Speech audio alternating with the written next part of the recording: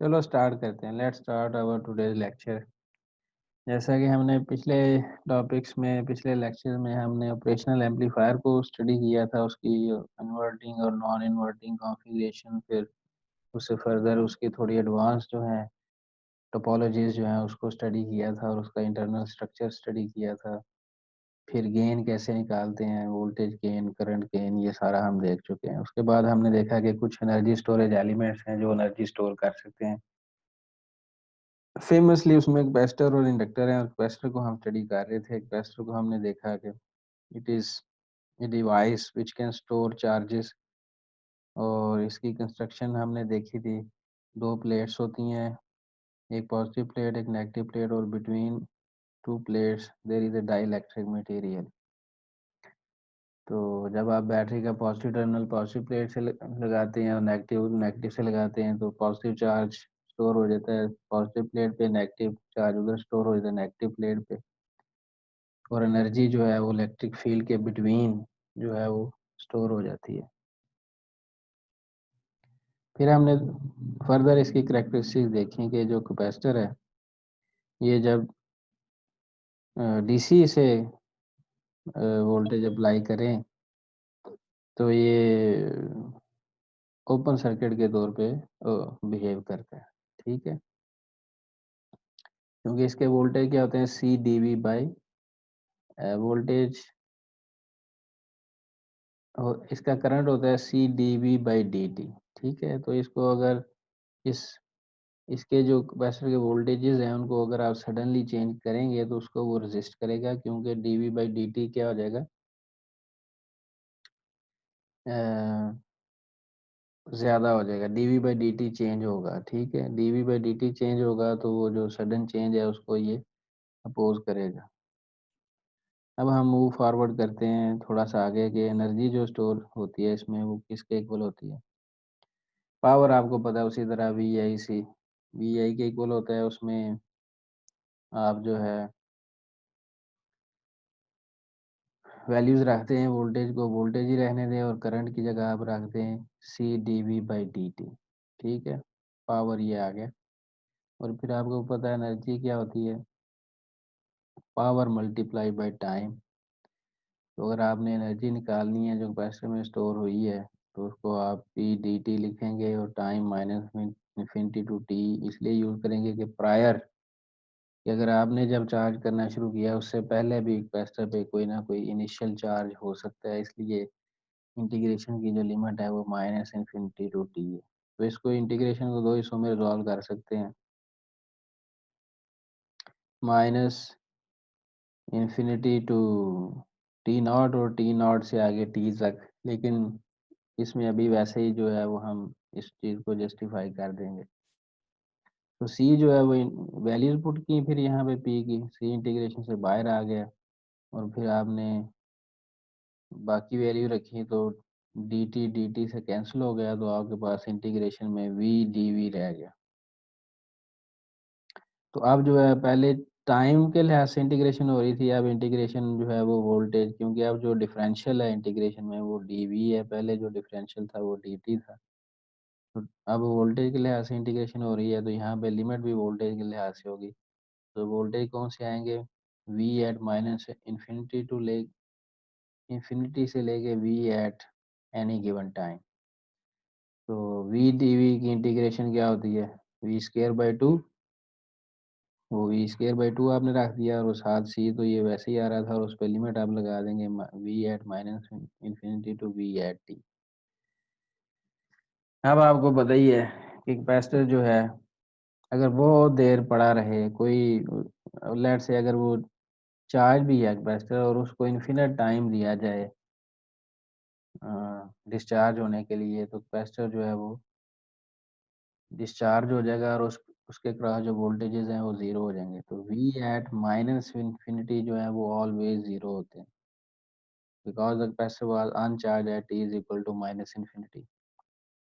बहुत देर के लिए अगर कैपेसिटर को आप ऑब्जर्व करते रहें, काफ़ी ज़्यादा टाइम दे उसे, तो उस पे जो चार्ज होगा वो भी एलिमिनेट हो जाएगा। जब चार्ज एलिमिनेट हो जाएगा तो वोल्टेज भी वी एट माइनस इन्फिनिटी के हो जाएंगे, ज़ीरो हो जाएंगे। लेकिन अगर आपने जस्ट अभी चार्ज किया है कैपेसिटर और अपना एक्सपेरिमेंट जो है वो दूसरा एक नेक्स्ट पर्सन आया, उसने उसी कैपेसिटर को उठाया और अपने एक्सपेरिमेंट में यूज़ कर रहे हैं, तो पहले जो पर्सन ने उसे चार्ज किया होगा उसके करस्पॉन्डिंग कुछ वोल्टेज जो है वो कैपेसिटर पे अपीयर होंगे कैपेसिटर की प्लेट्स के क्रॉस, क्योंकि उसने इनफ टाइम नहीं दिया उसे डिस्चार्ज होने के लिए।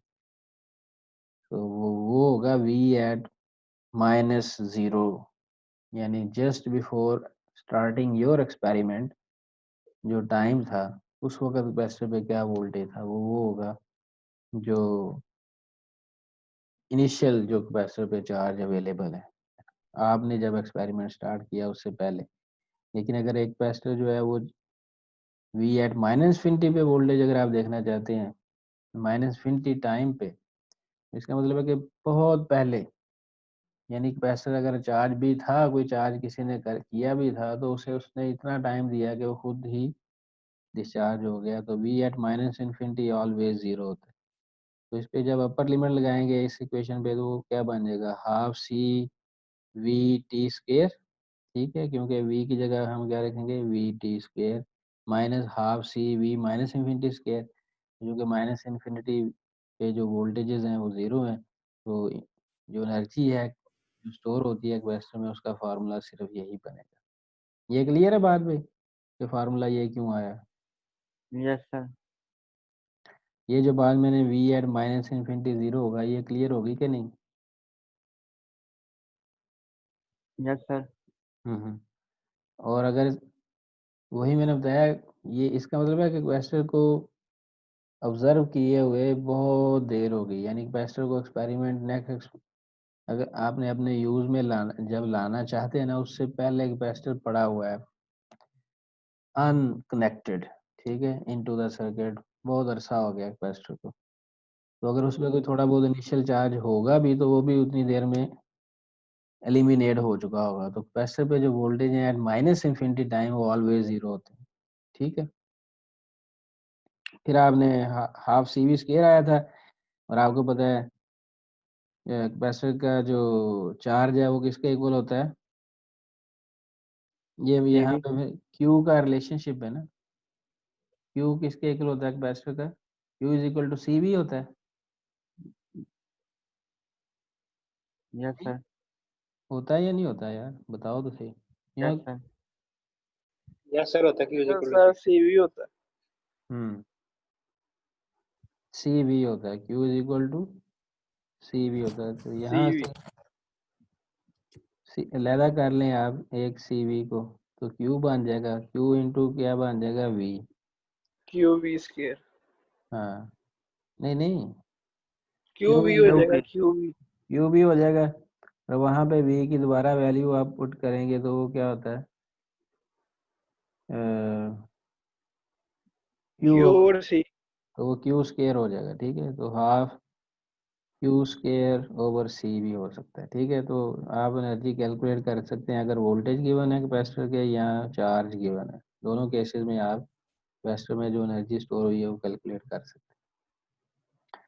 तो ये मैं नहीं करूँगा, ये एग्जांपल ये आप खुद कर लेंगे, सिंपल है, इसमें वोल्टेज गिवन है, क्यू फाइंड करना है तो Q is equal to C V आप कर देंगे, एनर्जी फाइंड करनी है तो वही हाफ सी वी स्क्वायर आप करेंगे तो एनर्जी आ जाएगी।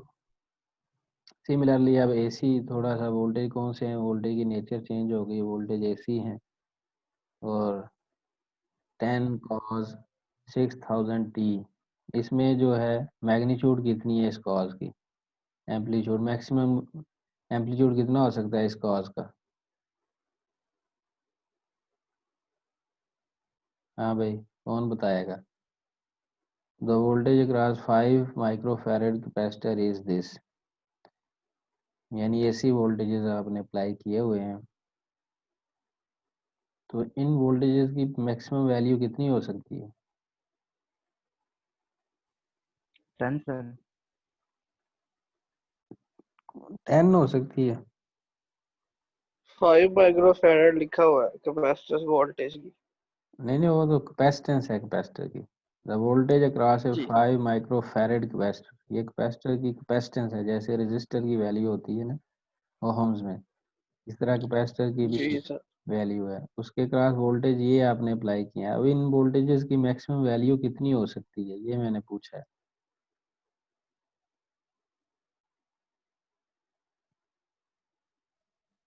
तो ये आपकी सवाल समझ नहीं लगी। यार ये देखना, एसी है, एसी जो वोल्टेज होते हैं उनकी मैग्नीट्यूड चेंज होती रहती है ना विद रिस्पेक्ट टू टाइम, होती रहती है कि नहीं? Yes sir, yes sir, Yes, होती sir. रहती। तो कोई ना कोई एक ऐसा टाइम का इंस्टेंट होता है जहाँ पे उसकी वैल्यू मैक्सिमम होती है। हम वो उस मैक्सिमम वैल्यू को मैं पूछ रहा हूँ, वो मैक्सिमम वैल्यू कितनी हो सकती है इस -5. कितने? -5. -5? माइनस का कहाँ से आ गया माइनस? 5 काटने सर फिर. 5 कर ले हैं, हिट एंड ट्रायल पे चलना है आप लोगों ने। नहीं सर. हाँ, नहीं तो 5 नहीं तो 10 कर लो, हैं 10 नहीं तो 20 कर लो, कोई ना कोई तो हो ही गए हैं।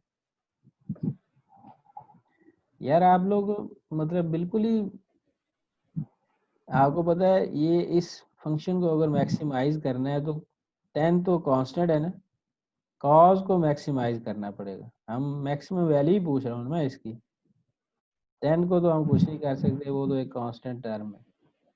कॉस 6000 टी की मैक्सिमम वैल्यू क्या हो सकती है? मैक्सिमम वैल्यू वो टी पे डिपेंड करता है, या 6000 मल्टीप्लाई बाय टी। कॉस, वैसे कॉस की मैक्सिमम वैल्यू कितनी हो सकती है? कॉस थीटा की मैक्सिमम वैल्यू क्या हो सकती है?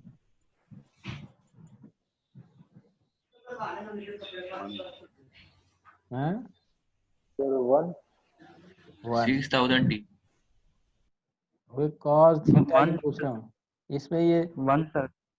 6000 टी जो है ना ये थीटा है, कॉस थीटा होता है ना आगे, ठीक है। Yes sir. यहाँ इसको हम थीटा को ओमेगा टी लिखते होते हैं, तो इसमें ओमेगा फ्रीक्वेंसी जो एंगुलर वो 6000 है। अगर आपको यहाँ से मैं पूछूं को दूसरी फ्रीक्वेंसी जो एफ है, जो अप्लाइड फ्रीक्वेंसी है वो कितनी होगी, तो आप तो वो भी नहीं निकाल सकते, क्योंकि ओमेगा जो है वो 6000 2 पाई एफ का आंसर आ जाएगा 6000, वहां से एफ निकल आएगा। 6000 को 2 पाई से डिवाइड करोगे, जो फ्रीक्वेंसी है वो भी निकल आएगी हर्ट्ज में। आप तो सुमून बुकमून है यार, आपको किसी चीज का पता ही नहीं है। ये कॉस थीटा है आगे, ये 6000 टी क्या है, थीटा है, तो थीटा ओमेगा टी के इक्वल होता है। तो अगर देखा जाए तो ओमेगा 6000 है, और वहां से ओमेगा 2 पाई एफ के इक्वल होता है, तो वहां से आप एफ भी, वर्किंग फ्रीक्वेंसी भी निकाल सकते हैं इस सर्किट की। तो अब कॉस की मैक्सिमम वैल्यू 1 हो सकती है, तो इसकी जगह 1 जब रखेंगे तो इस वोल्टेज की जो पीक वैल्यू हो सकती है वो क्या हो सकती है, 10। नहीं समझे बात अभी भी? मैक्सिमम एम्पलीट्यूड जो है इस वोल्टेज का कितना हो सकता है, कॉस का 10 हो सकता है। इस पे गौर करें यार, इस तरह आप डिसअपॉइंट कर रहे हैं मुझे, मतलब ये चीज़ें तो फिंगर टिप्स पे होनी चाहिए। आप लैब में आपने क्या काम किया है, या वैसे सर अभी लैब में काम किया ही नहीं है हमारा। ये तो पहले दूसरे चैप्टर की बात है। अब क्लियर हो गई बात कि अगर आपको कोई साइनोसाइड या कॉस गिवन हो तो उसकी मैक्सिमम वैल्यू आपको पता होना चाहिए कितनी हो सकती है, ठीक है कि नहीं? Yes, sir. अगर इधर साइन 6000 टी होता तो फिर क्या मैक्सिमम वैल्यू होनी थी? सर फिर भी 1 ही होगी। फिर 10 होनी थी, फिर भी 10 होनी थी, क्योंकि साइन हमने देखना था साइन कब 1 होता है। साइन जो है जब एंगल 90 हो जाता है तो साइन 1 हो जाता है। इस तरह कॉस जब एंगल 0 होता है तो उसकी वैल्यू क्या हो जाती है, 1। तो साइन की भी मैक्सिमम वैल्यू 1 हो सकती है, कॉस की भी मैक्सिमम वैल्यू क्या हो सकती है, 1 हो सकती है। 1. तो फिर इस पूरी इक्वेशन में जो मैक्सिमम वैल्यू आ सकती है वो क्या हो सकती है, 10 ही हो सकती है, चाहे साइन कर लो या कॉस कर लो। बाकी ये कॉस के आगे ये जो सारा 6000 टी है ये थीटा है, तो थीटा किसके इक्वल होता है, ओमेगा टी के, यानी ओमेगा टी किसके इक्वल है, 6000 टी। तो कंपेयर करें, अगर ओमेगा किसके इक्वल आ जाता है 6000, और ओमेगा आपको पता है 2 पाई एफ के इक्वल होता है, तो वहां से आप एफ भी निकाल सकते हैं। ठीक है, ये बात ज़हन में रखना है आइंदा। Yes yes sir. So calculate the current through it, ठीक है, करंट निकालना है। आई का फार्मूला कैपेसिटर का होता है C D V by D T. हमें पता है वोल्टेज का डेरिवेटिव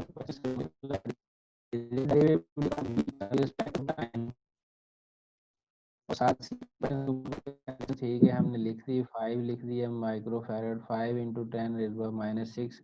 सी तो कांस्टेंट है, उसकी वैल्यू भी पुट कर दी, और वी जो है ये रख दिया यहाँ पे, ये आपकी यही आवाज वैल्यू। काट रही है। आवाज ठीक है अब? यस क्या ठीक है, पहले वो थोड़ी सी ना काट रही थी तुम्हारी काट बाद रही है, में। अपना कनेक्शन देखो सही। हर बात जो है वो मुझ पे ही डाल देते हो तुम लोग। ठीक है, अब ये v की वैल्यू ये है, इसका derivative with respect to time, तो 10 तो कांस्टेंट है, ये बाहर आ जाएगा। सर आवाज कट रही है सर। यस सर, आवाज कट रही है। चलो वेट करते हैं खैर।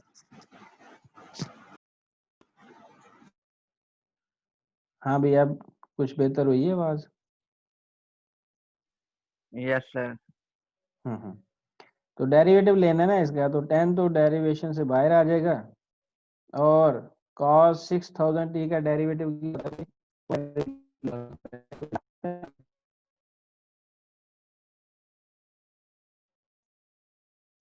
सर जी आपकी आवाज बिल्कुल नहीं आ रही है। Minus sine. cos का डेरिवेटिव माइनस साइन होता है। Minus sine, very good. आवाज आ रही कि नहीं? Yes sir. आ रही। तो cos का डेरिवेटिव हो गया माइनस साइन 6000t, ये माइनस उस गया, और 10 भी बाहर आ गया डेरिवेटिव से, और 10 cos 6000t का डेरिवेटिव माइनस साइन 6000t हो गया। लेकिन आगे आर्गुमेंट ये होती है, एंगल का फर्दर डेरिवेटिव लेना होता है अगर वो t पे होता है। तो 6000t का derivative with respect to t क्या होगा?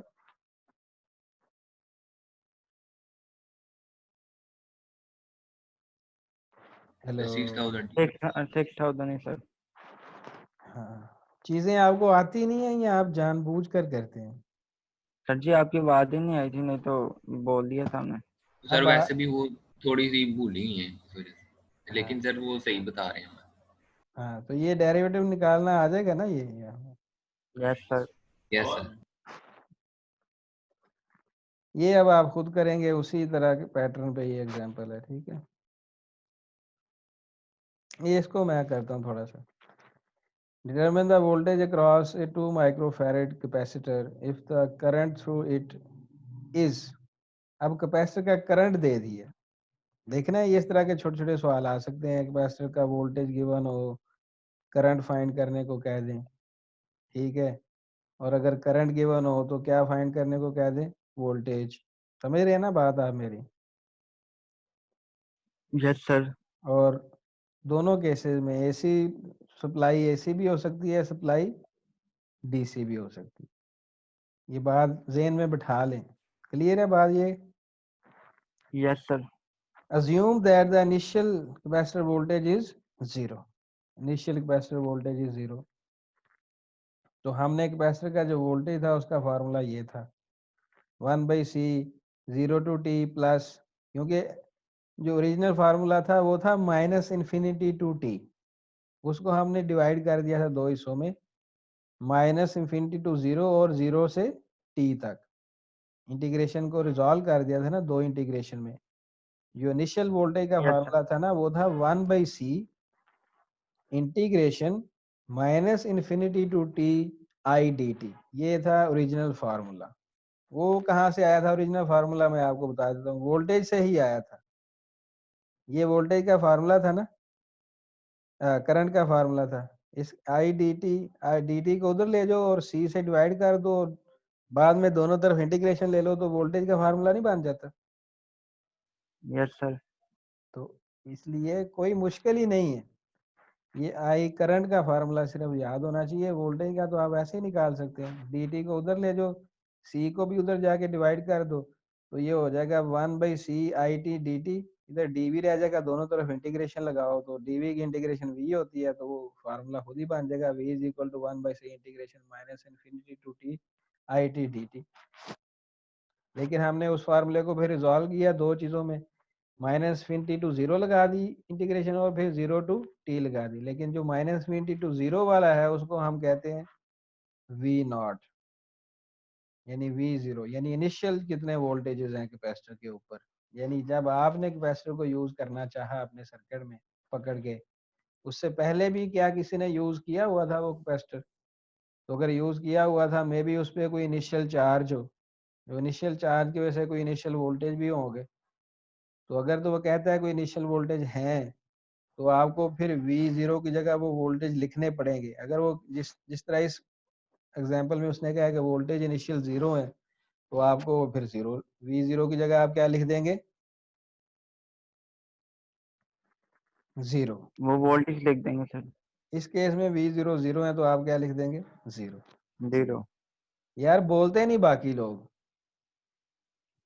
सर लेक्चर सुन लो तो डिस्टर्ब नहीं करते आपको। नहीं नहीं, इंटरेक्टिव लेक्चर बनाओ, जो चीज समझ नहीं आती पूछो उसे। इस तरह मुझे यस सर। मजा नहीं आता, मैं अकेले ही बोलता रहूँ। Okay sir. इंटरेक्टिव बनाओ, कोई भी चीज समझ नहीं आती आपने फौरन कहना है, सर ये नहीं समझ आई, ठीक है ना। कोई भी, बिल्कुल झिझक की कोई जरूरत ही नहीं है। और आज को आपको आज मैं बताता हूँ, जो बंदा क्वेश्चन करना शुरू कर देता है, आधा आधी लर्निंग उसकी वहीं हो जाती। Yes sir. बात अपनी जेन में बिठा लो। सर जी माइनस इन्फिनिटी से जो इंटीग्रेशन है 0 तक की वो नहीं दे रहा है। हाँ, असल में देखे ना, इंटीग्रेशन हम करते हैं माइनस इन्फिनिटी टू टी तक करते हैं। Yes sir. तो उस इंटीग्रेशन को भी दो पार्ट्स में डिसॉल्व करते हैं। टाइम है ना, टाइम है, माइनस इन्फिनिटी टू टी असल में क्या है, टाइम ड्यूरेशन है। हम उसे यस दो सर। ड्यूरेशन में डिवाइड कर लेते हैं। हम करते हैं जी माइनस इन्फिनिटी टू जीरो और जीरो से टी, ठीक है। अब minus infinity yes to sir. Zero का मतलब है कि आपने जब लगाया कैपेसिटर अपने सर्किट में, वो आपने स्टार्ट किया जीरो पे, जीरो टाइम पे, और उससे आगे आप देख रहे हैं कि कैसे बिहेव कर। लेकिन उससे पहले जब आपने लगाया था, उससे पहले फिर टाइम माइनस में ही जाएगा ना। जीरो तो यस सर। आ गया, प्लस टाइम का मतलब है जो जो आप अब यूज कर रहे हैं टाइम, और माइनस टाइम का मतलब है जो पहले कैपेसिटर जो यूज हो रहा। यूज होगी। तो minus infinity to zero integration करने का मतलब ये होगा कि पहले भी क्या कैपेसिटर पे कोई चार्ज है, निश्चित कोई चार्ज है, यूज हुआ था। लेट से आप यूज करना चाहते हैं, 2-4 सेकंड पहले किसी और लड़के ने, या मिनट पहले किसी और लड़के ने वो यूज किया था कैपेसिटर, और उस पर कोई वोल्टेज भी थे ड्यू टू इनिशियल चार्ज। तो वो भी पता होना चाहिए। वो फिर आप कैसे पता चलाएंगे, वो कैपेसिटर को पकड़ेंगे, मल्टीमीटर लगाएंगे उसके क्रॉस और वोल्टेज मेजर कर लेंगे। कुछ इनिशियल वोल्टेज जो आ रहे होंगे वो आपने नोट कर लेंगे। नहीं समझे बात। यस सर समझ गए। तो ये वो आप इनिशियल वोल्टेज यहाँ लिखने हैं, ठीक है। तो वो इस केस में ओके। उसने कहा कि जीरो होते हैं, तो आपने जीरो लिख दिया यहाँ पे। बाकी फार्मूला यही बन गया फिर। तो यस सर। 1/c, सी की वैल्यू रख दी, आई की वैल्यू भी रख दी, 6 e raise to power minus 3000 T D T, और साथ मिली है तो मिली की जगह 10 रेज़ टू पावर माइनस 3 भी रख दिया। तो ये 10 raise yes to power sir. Minus 3 बाहर आ गया इधर। तो बाकी 6 भी बाहर आ गया, ठीक है। अब अंदर आ गया e raise to power minus 3000 T D T. और आपको पता है एक्सपोनेंशियल फंक्शन की इंटीग्रेशन क्या होती है, वही, यानी ये हो जाएगा e raise to power minus 3000 T divided by argument का डेरिवेटिव, डिवाइडेड बाई क्या हो जाएगा, e माइनस 3000 हो जाएगा, क्योंकि आर्गुमेंट क्या है, माइनस 3000 टी। माइनस 3000 टी का derivative with respect to T क्या होता है, माइनस 3000। तो ये देखें, माइनस 3000 से भी डिवाइड कर दिया। ये 6 बाहर आया था तो 2 से कट के ये भी ऊपर 3 हो गया। ये नीचे 10 रेज़ माइनस 6 था, लेकिन ये 10 माइनस 3 बाहर आया तो नीचे सिर्फ 10 माइनस 3 हो गया। वो नीचे वाला 10 पावर माइनस 3 ऊपर जाके 10 पावर प्लस 3 हो गया। और अब ई रेज माइनस 3000 टी पे ये लिमिट लगा दी 0 टू टी। तो upper limit minus lower limit, ठीक है। तो यस सर। वो अपर यस और सर। लोअर लिमिट लगाने के बाद आपका आंसर ये आ गया, ठीक है। क्लियर है ये बात। Yes yes sir. सर। तो अब यहाँ पे आप टाइम की कोई भी वैल्यू पुट करेंगे। लेट से हम कहते हैं कि 5 सेकंड बाद सर्किट में लगाने के 5 सेकंड बाद कितना वोल्टेज है, तो आप टी के 5 रखेंगे तो आपको आंसर आ जाएगा।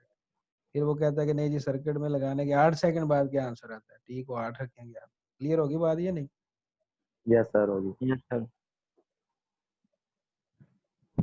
लेकिन ये जो क्वेश्चन है उसके वो इस वेव फॉर्म से आते होते हैं अगर आए तो, ठीक है। Determine the current through a 200 microfarad capacitor whose voltage is shown. Voltage अब आपको वेव फॉर्म की फॉर्म में गिवन है। ये क्या जो वोल्टेज है ये एसी है या डीसी है? यस ऐसी है सर। एसी है। इनकी टाइम के हर इंस्टेंट पे वोल्टेज की मैग्नीट्यूड ये देखें चेंज हो रही। पीक वैल्यू चेंज हो रही है। पीक कितनी है? यस सर 50 प्लस पीक 50 50 है, है। माइनस पीक भी कितनी है? 50 है। ये असल में कौन सी शेप है वोल्टेज की? Triangular shape. ये कौन सी ट्रायंगुलर। शेप है? Triangular triangular. Triangular wave form है। अच्छा, determine the current through. Voltage given है, करंट निकालना है। तो इसकी शेप का क्या असर होता है इससे वोल्टेज पे? किसके वोल्टेज? कैपेसिटर पे। जैसे ये सही ट्रायंगुलर शेप की वेव बनी हुई है, अगर वो सही सर्कल वाली जो गोल बनी होती है सही, जो सिंपल साइन होती है बिल्कुल sine wave. Sine wave. Sine wave. हाँ यस सर। तो इसका तो और इसका अगर फर्क हाँ, क्या होगा, इसमें क्या फर्क डिफरेंस ये होगा? होता है, पहली बात तो दो बड़ी कैटेगरीज को देखते हैं ना। जब आप एसी डीसी वोल्टेज अप्लाई करते हैं ना कैपेसिटर को, तो यस सर। उसमें से करंट फ्लो नहीं करता, ठीक है। पहली बात तो ये ओपन सर्किट के तौर पे वो बिहेव करता है कैपेसिटर। Yes sir. यानी डीसी को वो ब्लॉक कर देता है। डीसी को क्या कर देता है? ब्लॉक कर देता ब्लॉक कर। है। और अगर आपने एक कैपेसिटर में से करंट फ्लो करवाना है तो आपको एसी सप्लाई देनी पड़ेगी। क्यों भला? एसी में क्यों ऐसे करता है?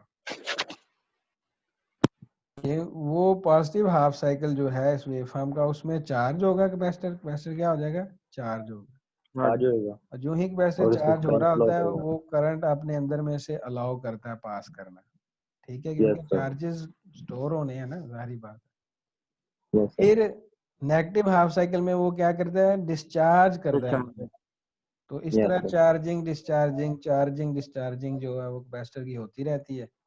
तो करंट जो है वो कैपेसिटर में से पास करता रहता है। तो अगर तो आपने चाहते हैं कि कंटिन्यूटी ऑफ करंट मेंटेन रहे कैपेसिटर में, तो एसी सप्लाई दे देते हैं आप, ठीक है। और अब रह गया कि एसी साइनोसाइड देने से क्या होगा और दूसरी देने से क्या होगा। ये थोड़ी सी एडवांस बात है, लेकिन फिलहाल मैं आपको यही बात बताता हूँ कि हर वेवफॉर्म की अपनी अलग एप्लीकेशन है। लेकिन अगर आप प्योरली लॉसेस की टर्म में बात कर रहे हैं तो साइन वेव जो प्योर है वो सबसे बेस्ट है। वो क्या है? Yes sir.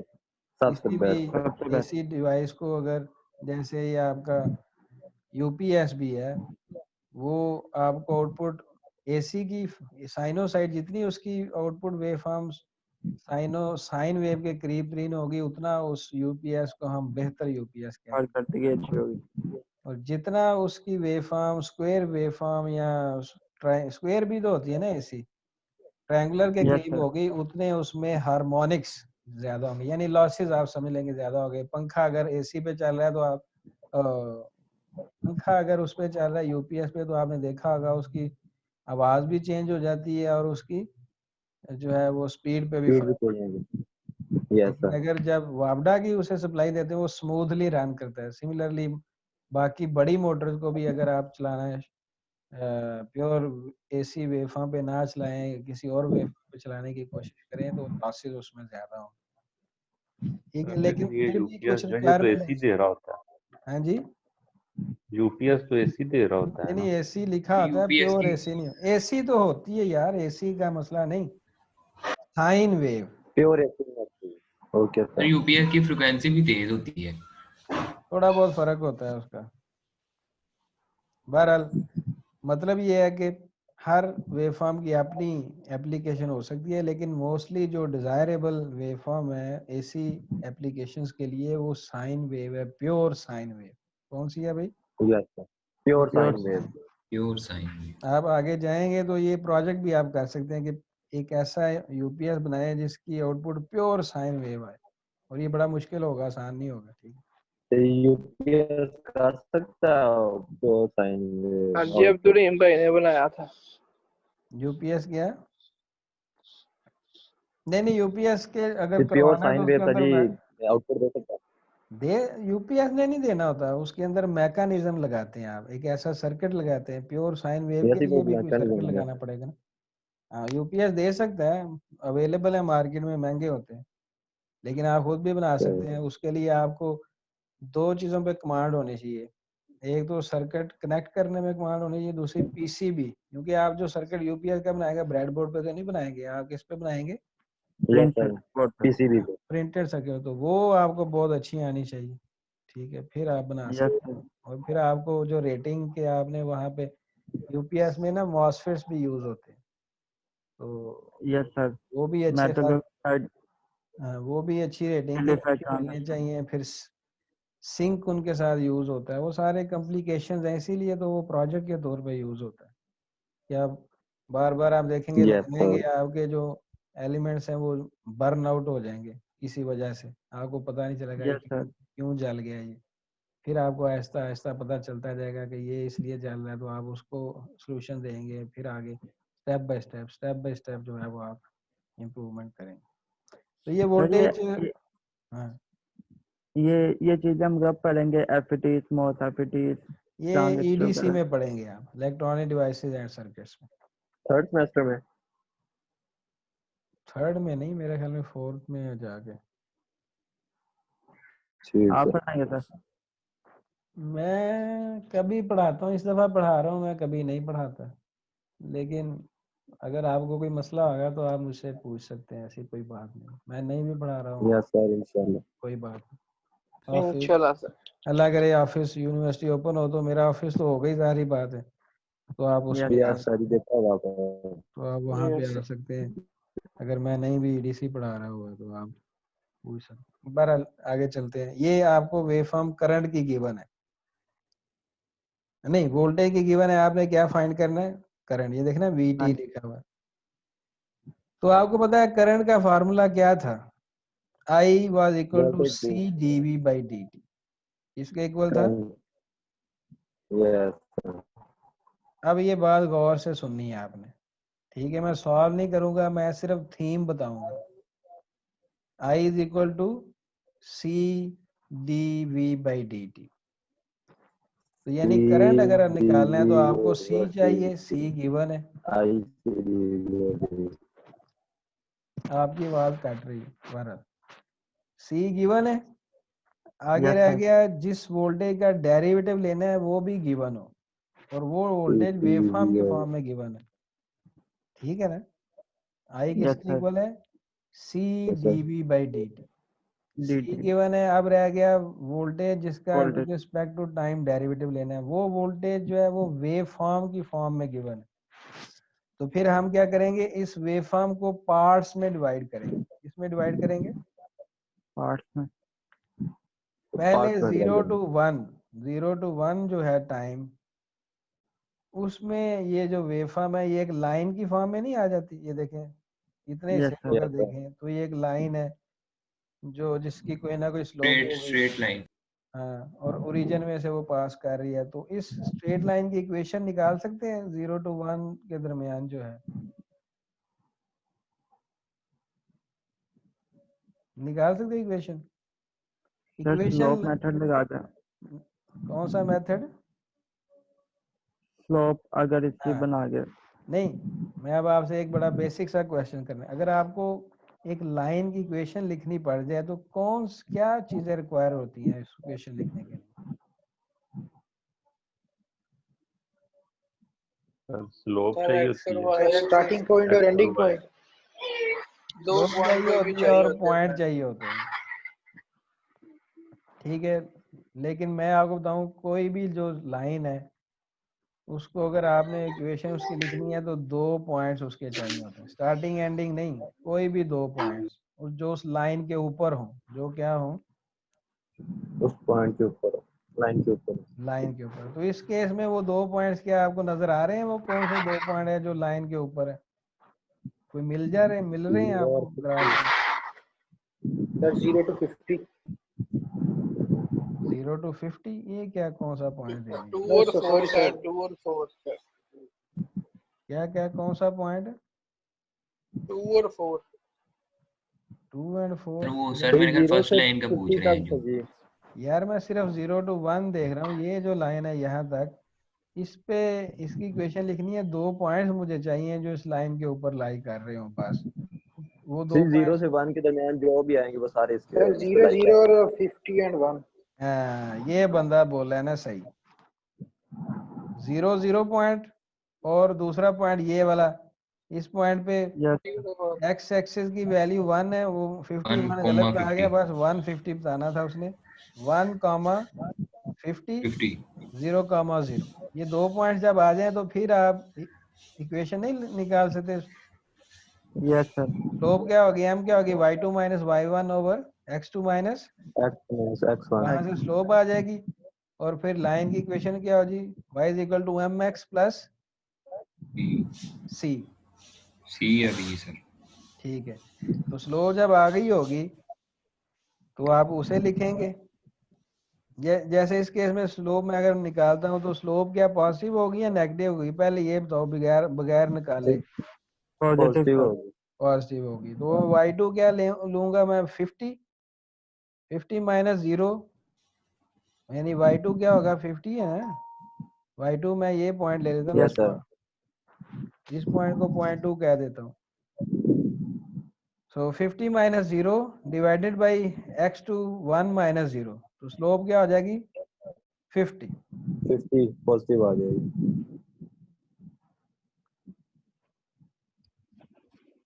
तो ये उसने इक्वेशन लिखी हुई है 50t, ठीक है, उस ड्यूरेशन में 0 से 1 में 50t इक्वेशन आई है, ठीक है, हमारी स्लोप 50 आ गई।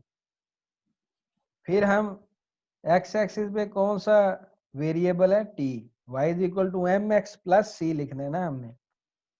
Yes sir so 50 into X की जगह फिर हम वेरिएबल जो x एक्सिस पे है वही लिखेंगे ना। x एक्सिस पे वेरिएबल कौन सा है, टाइम, टी तो y is equal to 50t हो जाएगा, प्लस c क्या होगा इस केस में, 200। नहीं नहीं नहीं, नहीं ये नहीं c होता है y इंटरसेप्ट। c किसको कहते हैं, Y Y intercept. y 0 intercept, होगा सर। c 0 होगा। तो इक्वेशन आपकी क्या बन जाएगी, y is equal to 50t 0 से 1। अगर आपको 0 नहीं भी निकल रहा तो आप y इंटरसेप्ट निकालने का एक और भी तरीका होता है, आप लिखें y is equal to 50t plus c लिख दें। c निकालना है ना अब आपने, उसमें यस कोई भी पॉइंट पुट करें, y 50 पुट कर दें, y की जगह y is equal to 50t plus क्या है, c है। तो y की जगह आप क्या रखेंगे, कोई भी पॉइंट, जैसे अगर मैं ये भी रख देता हूँ, लेट से ये पॉइंट रखता हूँ 0 0, तो y की जगह मैं 0 रख दूंगा, 0 is equal to 50t plus c आ जाएगा, और t की जगह भी मैं 0 रख दूंगा।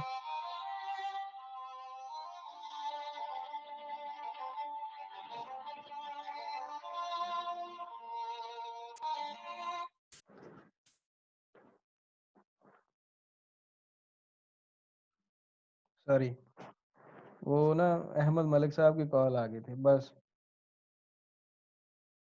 आवाज आ रही मेरी, yes sir yes yes sir. Sir आ रही। तो यस सर। सी इंटरसेप्ट आप निकाल सकते हैं। अगर आपको नहीं भी पता, जैसे मुझे तो इस केस में पता लग रहा है कि ये जो लाइन है वाई एक्सिस पे 0 पे कट कर रही है, लेकिन अगर आपको नहीं भी पता लग रहा है तो आप लिखें y is equal to 50t plus c। उसमें कोई भी पॉइंट पुट, आपको 2 पॉइंट पता है, एक 0 0 वाला पता है, एक 150 वाला पता है, इन दोनों में से कोई भी पॉइंट पुट करो। जैसे मैं आसानी के लिए 0 0 वाला पुट कर रहा हूँ क्योंकि हर कुछ चीजें 0 हो जाएंगी। तो y is equal to 50t plus c में मैं y की जगह भी 0 रखता हूँ, t की जगह भी 0 रखता हूँ, तो c क्या आ जाएगा 0। ठीक है ना, तो आपकी फिर यस सर इक्वेशन बन जाएगी y is equal to 50t। Similarly जब इक्वेशन आ गई, अब आपके पास किस चीज की इक्वेशन आ गई है, वोल्टेज की सर वोल्टेज की, तो उसका derivative with respect to time लेना कोई मुश्किल काम होगा। नो सर 50t का डेरिवेटिव क्या हो जाएगा 50 ही। जी 50 सर। सो 0 to 1 जो फिर करंट होगा उसकी वेव फॉर्म क्या बनेगी, करंट 50 के इक्वल आ गया, आई किसके इक्वल आया, 0 से 1 किसके इक्वल आया 50 50 प्लस 50। सो अगर मैं आपको कहूं कि y इज इक्वल टू 2, तो वो लाइन क्या होती है, पैरेलल टू क्या होगी वो line, y is equal to 2 मैं लिख देता हूँ। सर समझ नहीं आई। Interesting. यार आपको मैं ये कहूँ कि इस इक्वेशन को प्लॉट करो y इज इक्वल टू 2, तो वो क्या प्लॉट उसका कैसा होगा, या मैं लिख दूं y इज इक्वल टू 5 को प्लॉट करो, y इज इक्वल टू 3 को प्लॉट करो, y इज इक्वल टू 50 को प्लॉट करो, नहीं कर सकते आप प्लॉट। वाई एक्सिस में सर जी लाइन वो लगेगी। एक्स एक्सिस पे 2 पे होगी ना, वाई के एक्स क्रॉस एक्सिस के लाइन लग पैरेलल जाएगी होगी। उसी पॉइंट पे। हाँ y, अब हमारे पास देखे ना वोल्टेज की इक्वेशन आई थी 50t, करंट की इक्वेशन आएगी 50t का derivative with respect to time, तो वो 50 बन जाता है। वो क्या बन जाता है भाई, 50 बन जाएगी। 50। तो करंट फिर 0 से 1 होगा, एक्स एक्सिस के पैरेलल में 50 मैग्नीट्यूड के साथ एक लाइन आ जाएगी। ये मैं बताना यस चाह सर। रहा, ये वो लाइन उसने देखे साथ उसने फिर डिवाइड भी हमने क्या करना था, I is equal to C D V by D T था ना, सो सी से मल्टीप्लाई भी करना था। तो अभी तो 50 आंसर आया था, साथ सी कितना था 200 माइक्रो फैरेड। सो 50 को 200 से मल्टीप्लाई करें तो आपका आंसर बन जाता है 1000 नहीं, 200 को 50 से मल्टीप्लाई करें तो 10,000 माइक्रो फैरेड बन जाता है। तो वो बन जाता है असल में 10 मिली एम्पेयर। क्या बन जाता है भाई, 10 मिली एम्पेयर। वो बनता था 10,000 एम्पेयर बना था ना, तो वो 10 मिली एम्पेयर बन गया। Yes sir. नहीं, 10,000 माइक्रो एम्पेयर बन रहा था, तो वो कितने मिली एम्पेयर बन गया, 10 मिली एम्पेयर। ये बड़ी टेक्निकल चीज है। 0 से 1 हमने क्या निकाल लिया, मैं बस खत्म करने वाला हूँ। मैं सिर्फ ये एक ड्यूरेशन के लिए समझा रहा हूँ, बाकी के लिए आपने खुद करना है, ठीक है। ये सारा खुद ही प्लॉट हो जाएगा। 0 से 1 के लिए मैंने आपको बताया, आपने जब कोई वेवफॉर्म आएगी चाहे वोल्टेज की या करंट की, उसको पार्ट्स में डिवाइड कर लेना और हर पार्ट की लाइन की इक्वेशन निकाल लेनी है और फिर उसका उस हिसाब से सोल्यूशन करना। 0 से 1 आपने देखा है, उसकी इक्वेशन बन गई 50t, उसका आपने डेरिवेटिव लिया और साथ क्वेश्चन से मल्टीप्लाई किया, तो रिजल्ट क्या बन गया, 10 मिली एम्पेयर। तो 0 से 1 हमारे पास जो वेवफॉर्म आई है वो 10 मिली एम्पेयर आ गई है। उसके बाद आप जो है 1 से 3 तक, ये जो लाइन है इसकी स्लोप क्या होगी, 1 से 3 तक, ये बड़ी लाइन ये वाली इतनी, बताएं भाई, कौन बताएगा। स्लोप माइनस होगी या पॉजिटिव होगी इसकी स्लोप, माइनस नेगेटिव होगी। और पॉजिटिव में दोनों ही में होगी। नहीं नहीं, एक ही लाइन है नो यार, सर, 1 से 3 तक एक नेगेटिव ही होगी। लाइन है, पूरी इस तरह आ रही है। इस पूरी लाइन की स्लोप क्या होगी, नेगेटिव होगी। माइनस। तो हमें 2 यस पॉइंट सर। चाहिए, कौन कौन से 2 पॉइंट्स अवेलेबल है। उसी तरह 1 एंड 50 अवेलेबल है, ये वाला पॉइंट, और इधर कौन सा यस पॉइंट अवेलेबल है, 3 एंड -50, नहीं available 2 points. Yes yes sir. Sir 3 and -50 या आप ये पॉइंट्स बिल्कुल। भी ले सकते हैं, 2 एंड 0, 2 पॉइंट्स ही चाहिए ना इक्वेशन प्लॉट करने के लिए। Yes 1 sir. एंड 50 ले लो, 2 एंड 0 ले लो, 2 एंड 0 ज्यादा बेहतर है, ठीक है। उन 2 पॉइंट से स्लोप निकालो, वाई इंटरसेप्ट निकालो, तो इक्वेशन आपकी ये वाली आएगी 100 -50। ये भी जो बंदा प्रैक्टिस नहीं करेगा उससे ये सवाल नहीं हो सकते। ये आज मैं समझा रहा हूँ ना, आपने अभी फ्री टाइम में ये क्वेश्चन पूरे का पूरा पेपर के ऊपर सॉल्व करके सोल्यूशन लेके ये वेव रिजल्टेंट जो करंट की वेवफॉर्म है ये प्लॉट करके दिखानी, ठीक है। सर ये जो करंट के वेवफॉर्म बने ये जरा समझा दें एक बार मैं दोबारा। पहले ही समझ आ गई, ये 10 करंट मिली की एम्पेयर बात क्यों कर। आया था, जी ये समझ तो -10 ये नीचे को क्यों जा रही है अब? वो खुद ही यहाँ पे माइनस नहीं आ गया रिजल्ट यार। ये देखो 1 टू, अच्छा ये अगले अगले की है। ये ये अगले 1 हिस्से से की है ना, 1 से वाली। 3 जो लाइन की इक्वेशन बनी है वो ये बनी है 100 -50t। इसका डेरिवेटिव लेना है, अब दोबारा क्या लेना है इसका डेरिवेटिव।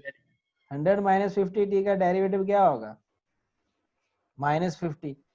110 यस का सर। डेरिवेटिव तो कांस्टेंट का डेरिवेटिव 0 हो गया, आगे 0 सिर्फ रह हो गया गया। -50t। और -50t का derivative with respect to t हो जाएगा -50, और -50 को उसी तरह 200 माइक्रो फैरेड से मल्टीप्लाई करोगे तो ये बन जाएगा -10 मिली एम्पेयर। -10 मिलियन तो पे। 1 से 3 -10 वाली ये वेव ये आ जाएगा। नहीं समझे बात, यस सर। क्या यस सर? -10 आगे से वो डिक्रीज हो रही ये है देखे ना करंट यार, की। उसने वोल्टेजेस की इक्वेशन निकाली है, फिर करंट की भी निकाली है और बस प्लॉट कर दिया। ये देखे 50t आई है, डेरिवेटिव लेके वो ये बन जाता है 50 और 7 दोनों माइक्रो फेरेड जो मल्टीप्लाई होना है वो लहदा लिख दिया, यानी 200 माइक्रो फेरेड 50। इसका डेरिवेटिव -50 आता है, -50 लिख दिया। इसका डेरिवेटिव जो है वो 50 आता है तो 50 लिख दिया, और जीरो का डेरिवेटिव तो जीरो ही आएगा। अदरवाइज यानी 4 से आगे तो ये वेवफॉर्म जा ही नहीं रही, तो वोल्टेज जीरो है तो करंट भी जो जीरो हो जाएगा। तो ये 3 ड्यूरेशन के लिए उसने वोल्टेजेस की इक्वेशन लिख दी है, और फिर उनका डेरिवेटिव लेके करंट की इक्वेशन लिख दी, और बाद में उनको प्लॉट कर दिया। यार ये कौन सी कोई बड़ी बात है?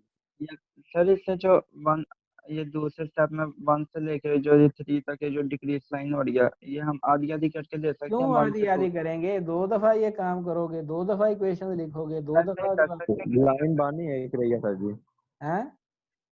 1 से 3 दो तक भी बन लाइन बानी सकती है, गई है। 1 से 2 कर लो, फिर 2 से 3, लेकिन क्यों यार? ऐसे पूछना चाहिए, ऐसा हो सकता है कि नहीं? ऐसा हो सकता है, आप 2 की बजाय 4 दफा भी कर लें तो हो जाएगा। फिर आप ये ले लें 1 से 1.5 तक ले लो वो इस तरह छोटी सी एक लाइन बन जाएगी। लेकिन आप इंजीनियर हैं, इंजीनियर जो है वो चीज़ों का सिंपल सोल्यूशन देते हैं, या नहीं? Yes sir. यस सर ये आपने सिंपल, मैंने इसीलिए आपको बताया कि ये बड़ी लाइन जो है आप कंसीडर करो।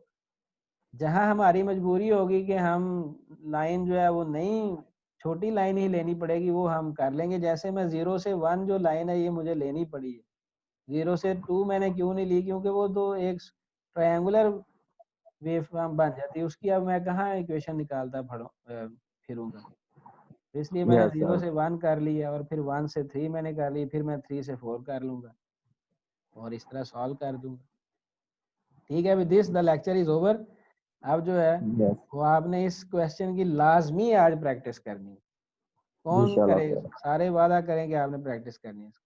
इंशाल्लाह सर। इंशाल्लाह सर। इंशाल्लाह करेंगे। चलो ठीक है, okay, thank you very much. अल्लाह हाफिज़ सर।